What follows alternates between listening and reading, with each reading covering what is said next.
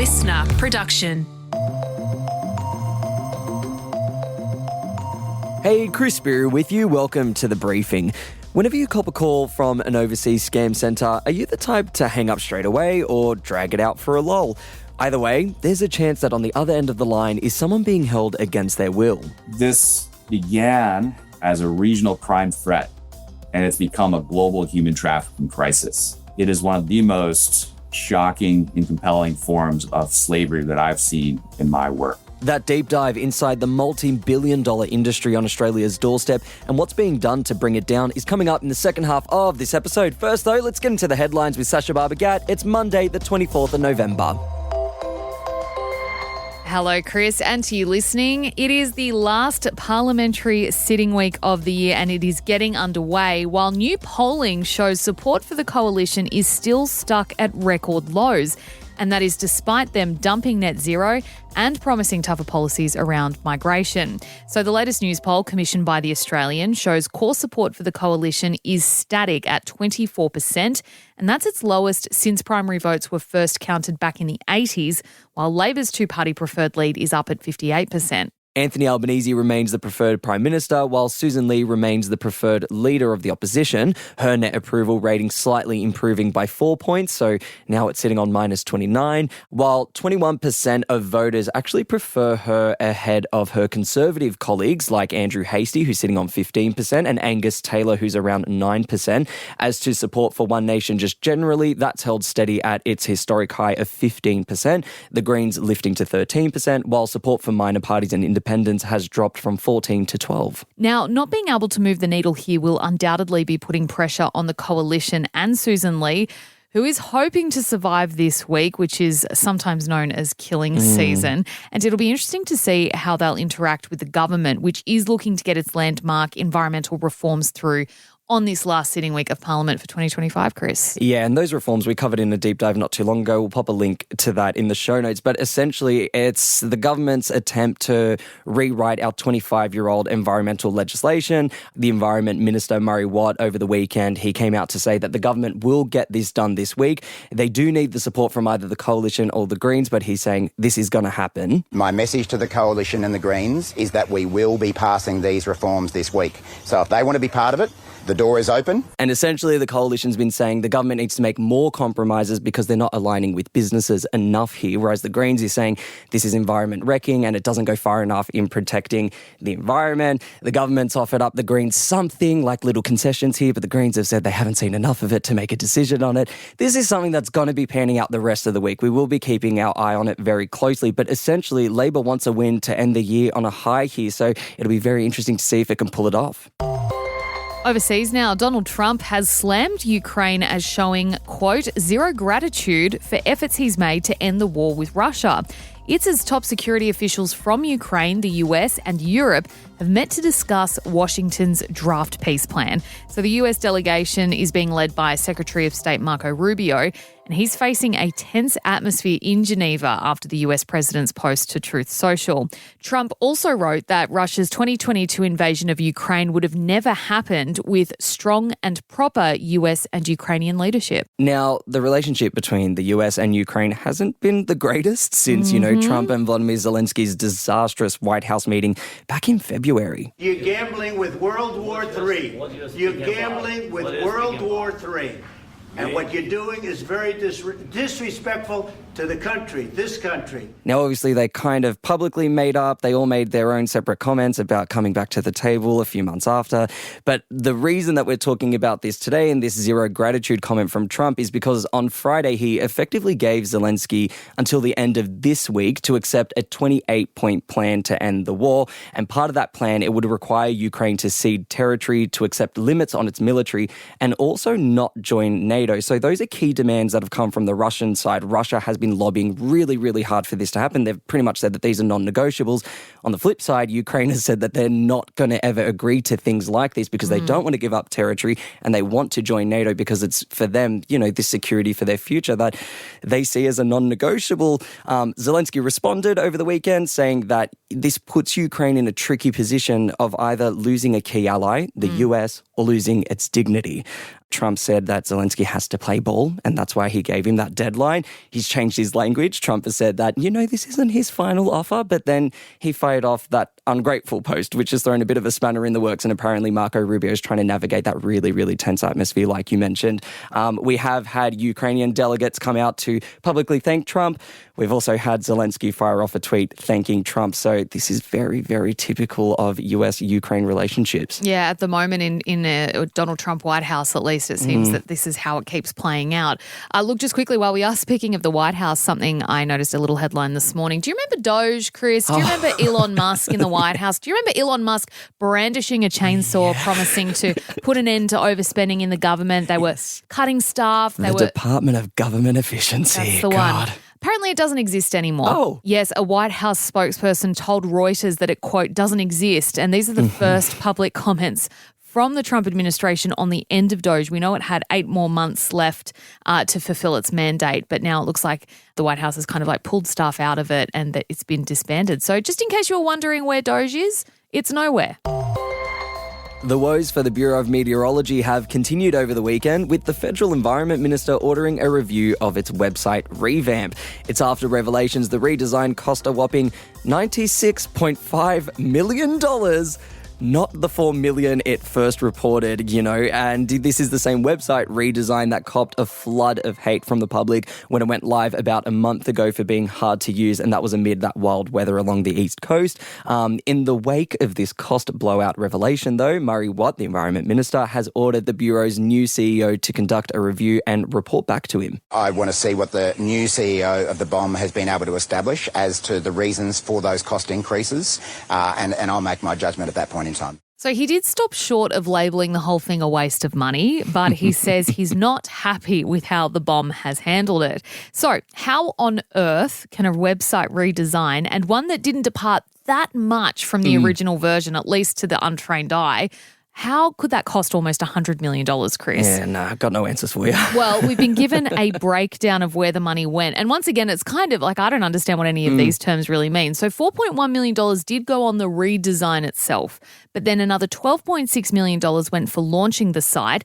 And $79.8 million was spent on the build and security testing. So that's an idea of where all of that almost 100 mil went.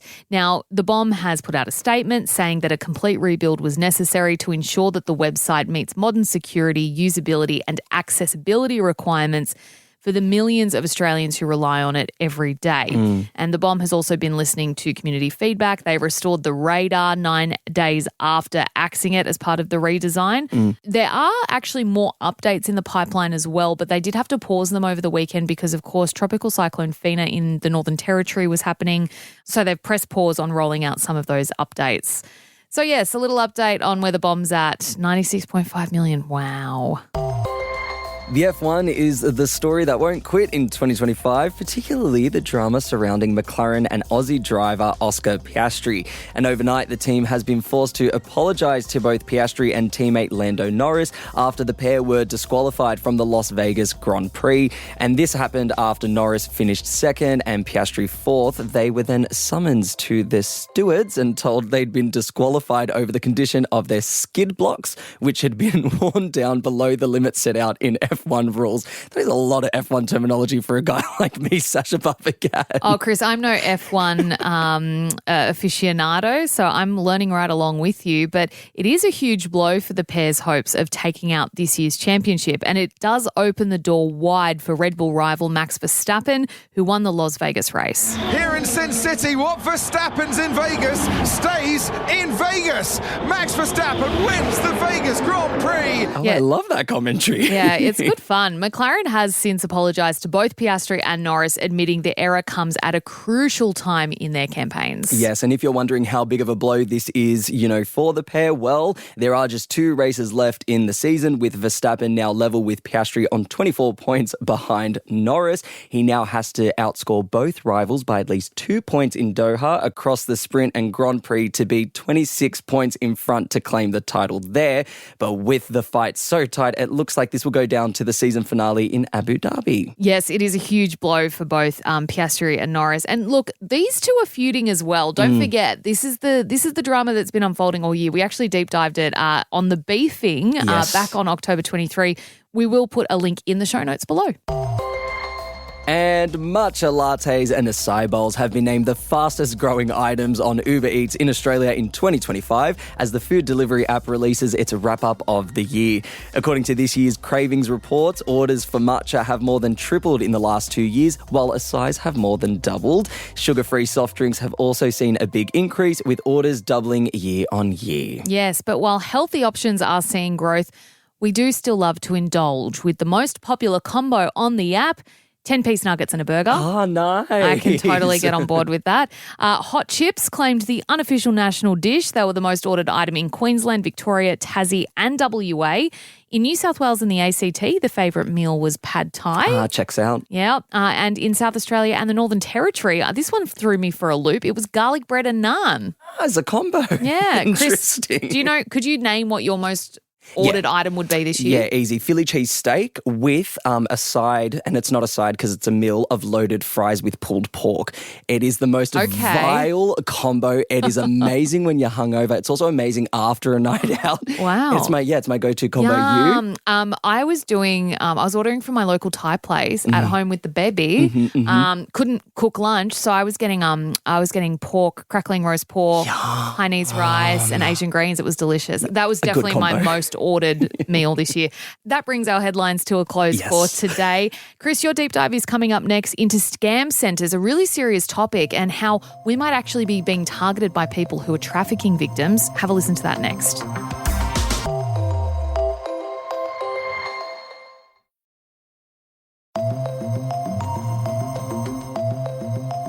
Myanmar's military recently spent days bombing them. Singapore's rolling out mandatory caning for anyone involved with them, while both the US and UK have slapped one of their biggest networks with historic sanctions. I'm talking about scam centres on Australia's doorstep, the shady boiler rooms in Southeast Asia that rely heavily on human trafficking to con people out of around $60 billion a year. The UN estimates at least 120,000 people could be working in compounds along the Myanmar-Thailand border, which many call the epicentre of the industry. And as for Australians, well, we're often caught in the crosshairs, being seen and treated as easy and well-paying targets. So what exactly do we know about this multi-million-dollar industry, who's running it, and what would it take to bring it down? Andrew Wasuwongse is the director of International Justice Mission Thailand, a non-for-profit, and he joins me now from Bangkok. Andrew, welcome to the briefing. What's it like inside these scam centres? So imagine this. You have shown up in a country that you're not sure where you are. You're escorted into the front gates of a compound that has high walls and barbed wire. And then you're brought into a room where you encounter several bunk beds. And you're then escorted down a hallway with neon lights above you and taken into a larger room that has rows and rows of desks, each with a monitor screen, each with a computer. And there are about 50 people inside who are just hammering away on chats. This is a forced scamming compound. There are people there where they are forced to work 16, 20 hours per day online under threats of abuse and punishment, scamming people online out of money through often crypto investment scams that are fake or romance scams. How are these workers lured there? What's the promise that they're lured on?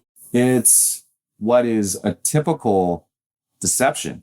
They are coming from countries where they're looking for a good job, a good opportunity for their family, and they're responding to what looks like a legitimate job ad, often for a job that's advertised as digital marketing or as a customer service rep.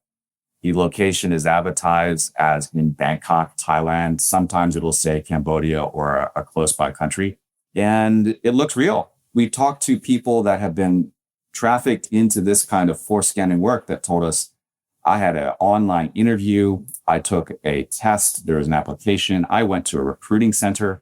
Everything seemed real, but it was a lie. And once they flew over to this region, Southeast Asia, they realized something was off, and then they find themselves inside that compound.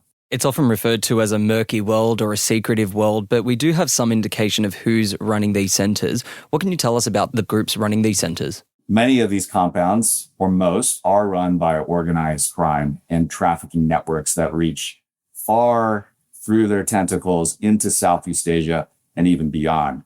The victims, the trafficking victims, have come from more than 80 countries around the world. And organized criminal networks running these enterprises have perfected this kind of fraud at an industrial scale. There are dozens and dozens, hundreds of compounds in this region running the same sort of scams and fraud 24 hours a day, often on slave labor. And they're generating billions of dollars. And with that kind of money, you can buy whatever protection you want. And this kind of modern day human trafficking crisis has really thrived because of absolute impunity for those that are doing it. You mentioned there that this poses like a proper job. It has job ads.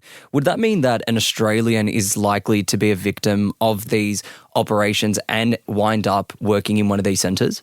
It's possible, but most of the victims of trafficking into forced scamming that are being targeted are coming from countries where economies are not so good. And so the job advertisement, the salary that's advertised looks good for that kind of job market. And we're seeing the majority of trafficking victims are coming from, first Southeast Asia and East Asia, but that's now shifting much more to South Asia. So for example, India, Pakistan, places like that, and into East Africa and beyond. So of course, there are the trafficking victims who are being forced to scam people against their will online. But then you have a whole other set of victims, and those are the victims of the fraud and the scam themselves, right?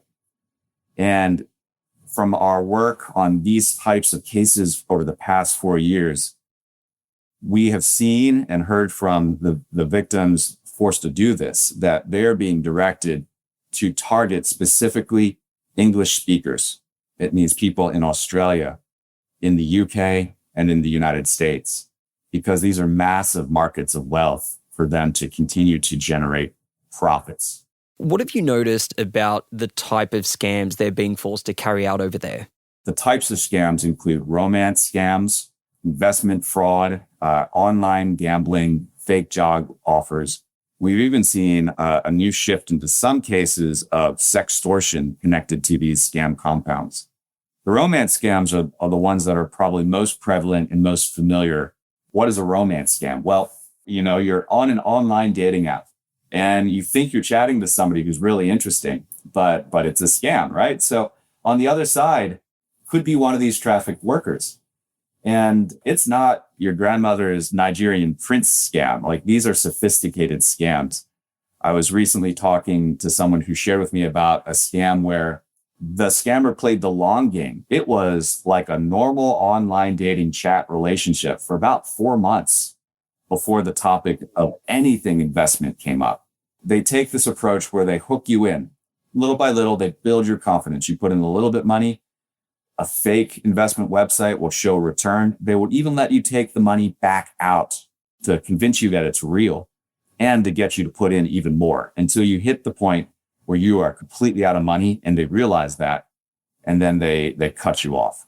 To me, that sounds like, a traditional scam that's kind of ramped up in a way. I'm curious to know, with the development of AI and technology, are there different types of scams you're seeing evolving and being created in that respect? At this point, we are not seeing AI replacing all of those forced workers. And I should also add, not everyone is forced. There are some that are in those compounds that are doing this willingly. They've seen that they can make a lot of money by coming to this region, and they do. But there are a large number of victims, an estimated 300,000 victims of trafficking into forced scamming in this region. With AI, what we're seeing now is that there are tools on the dark web that are being sold to the criminal enterprises in this region. Those tools include live deep fake technology, where a worker of one nationality can then have the AI change their entire face and skin tone to look like a different ethnicity, a different gender. It can change the voice sound as well. That's scary. We've also been hearing reports and have seen a trend of criminals using AI like ChatGPT in order to perfect their scripts and to sound more natural when they're talking with somebody in a target location like Back for You in Australia. Now, these centres made international headlines last month when the Myanmar military bombed a bunch of them along the border with Thailand. According to reports, around 1,500 workers were freed during that. What more can you tell us about it? Those workers that came out, they came out in the confusion. And so the people that we've talked to, they've said, one moment we were in the compound and the next moment we realized that, like, wait a minute, where is everyone? The guards were gone, the patrollers were gone, and they just made a run for it and escaped. That happened at the end of October, and it created a mini humanitarian crisis across the border in Thailand. Our organization, IJAM, with local nonprofit organizations and Thai authorities, mobilized quickly to respond, to provide food, water, medical care, and then to help the victim screening process. Who coming out is a victim? Who is a potential criminal? It's chaotic. It's hard to do. And so we were there. Many embassies sent reps as well to help get their citizens back home. Because again, this involved people from 28 countries.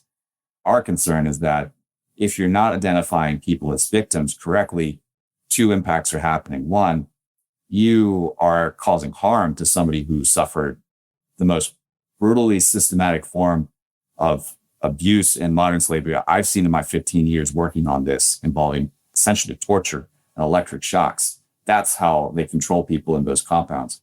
And secondly, you're losing all this information about how did they get moved there? Who are the networks and connections behind this? That needs to stop.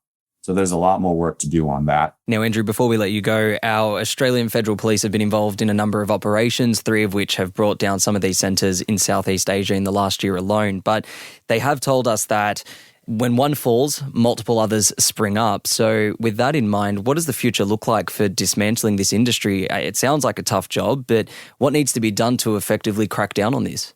This industry really has exploded over the past 5 years. It's a global problem that really needs a global response. The crime is thriving because they're able to move victims across countries and scam other victims out of money across countries. And they're operating in countries or locations where rule of law or local law enforcement really can't touch. So what we need is a global response, global attention, global pressure. We want to create a situation where traffickers can no longer hide. This began as a regional crime threat, and it's become a global human trafficking crisis. And it is one of the most shocking and compelling forms of slavery that I've seen in my work. And so to stop this, we need to see continued pressure against the locations and countries and governments where this is happening. We need to see support to help those governments where they can stop it. We need people around the world to be aware of this type of scamming to protect themselves from falling victim. And we need to find that governments, for example, in Australia, in the United States, in Europe, all around the world, take action to protect their citizens and realize how much of a threat this is because of the billions of dollars that it's generating. Andrew, thank you so much for joining us on The Briefing. Thank you. That was Director of International Justice Mission Thailand, Andrew Wasuwongse, speaking with me there. And that is it for this episode of The Briefing. If you enjoyed this episode or you learned something new, why not flick it over to a mate? And while you're there, leave us a rate and a review. I'm Spyrou. I'll catch you next time.